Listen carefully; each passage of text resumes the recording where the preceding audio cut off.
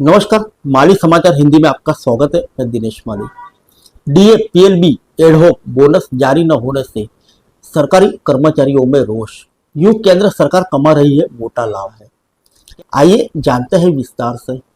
केंद्रीय कर्मचारियों के डीए में बढ़ोतरी, उत्पादकता से जुड़ा बोनस और एडहॉक बोनस जारी होने में देरी हो रही है। अमूमन ये सभी बोनस या दूसरे आर्थिक फायदे सितंबर माह में जारी हो जाते हैं। इस बार अक्टूबर प्रारंभ हो गया है, लेकिन इन भत्तों और बोनस की घोषणा अभी तक नहीं की गई।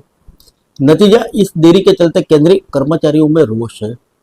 Confederation of central government employees and works के महासचिव एसबी यादव ने 30 सितंबर को केंद्रीय वित्त मंत्री निर्मला सीतारमण को पत्र लिखकर उक्त भत्तों और बोनस को अविलंब जारी करने की मांग की है।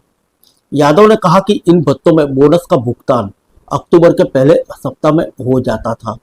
इस बार केंद्र सरकार ने ऐसी कोई घोषणा नहीं की। अगर अक्टूबर माह में केंद्र सरकार भत्तों व बोनस देने की घोषणा करती है तो उसका भुगतान नवंबर में हो सकेगा। दूसरी तरफ इन भत्तों को तय समय पर जारी न कर सरकार मोटा लाभ कमा रही है। Confederation of central government employees and works के महासचिव यादव ने बताया, वित्त मंत्री को लिखे पत्र में कहा गया है कि महंगाई भत्ता डीए और महंगाई राहत डीआर 1 जुलाई से दिए हैं। अभी तक इन भत्तों की घोषणा नहीं की गई। आमतौर पर सितंबर के आखिरी सप्ताह में इसकी घोषणा कर दी जाती है। इसके बावजूद अक्टूबर का पहला सप्ताह में कर्मचारियों को 3 महीने का बकाया भुगतान किया जाता था।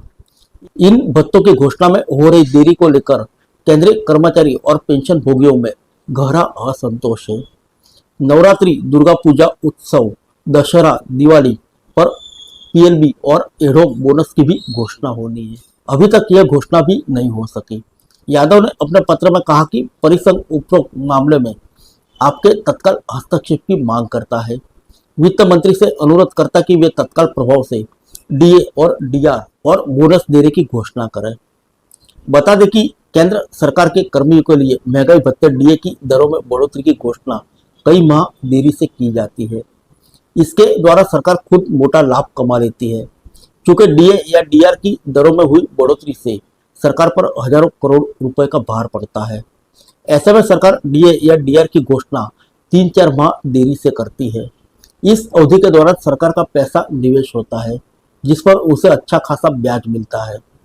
Confederation of central government employees and works के महासचिव एसपी यादव कहते हैं कि नियमानुसार 1 जनवरी और 1 जुलाई से महंगाई भत्ते एवं महंगाई राहत में बढ़ोतरी करने का प्रावधान है, लेकिन केंद्र सरकार हर दफा यह घोषणा में 3-4 माह की देरी कर देती है।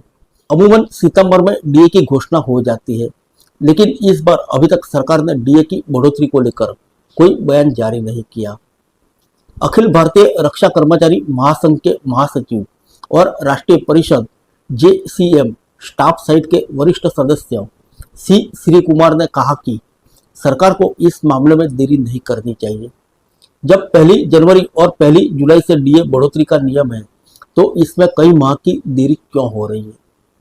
केंद्र सरकार के लगभग 48 लाख कर्मियों और 62 लाख पेंशनरों को डीए डीआर में बढ़ोतरी का फायदा मिलता है।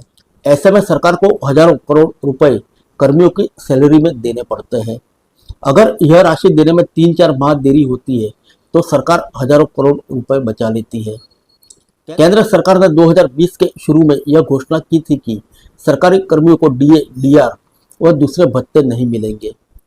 केंद्र सरकार ने कोविड-19 की आड़ लेकर सरकारी कर्मियों और पेंशनरों के डीए, डीआर पर रोक लगा दी थी। केंद्र सरकार ने उस वक्त कर्मियों के 11% डीए भुगतान को रोककर 36,000 करोड़ रुपए बचा लिए थे। तब केंद्रीय मंत्री अनुराग ठाकुर ने कहा था कि 28% के हिसाब से महंगाई भत्ता मिलेगा। उस वक्त उन्होंने एरियर को लेकर कोई बात नहीं कही थी। केंद्रीय मंत्री की घोषणा का अर्थ यह था कि बढ़े हुए डीए की दरें 1 जुलाई 2021 से 28% मान ली जाए। इसके अनुसार 2021 और जून 2021 के बीच एकाएक 11% वृद्धि हो गई, जबकि 1.5 साल की अवधि में डीए की दरों में कोई वृद्धि दर्ज नहीं की गई। फिर मिलेंगे अगले बुलेटिन में अन्य किसी खबर के साथ। तब तक के लिए इजाजत दीजिए। नमस्कार।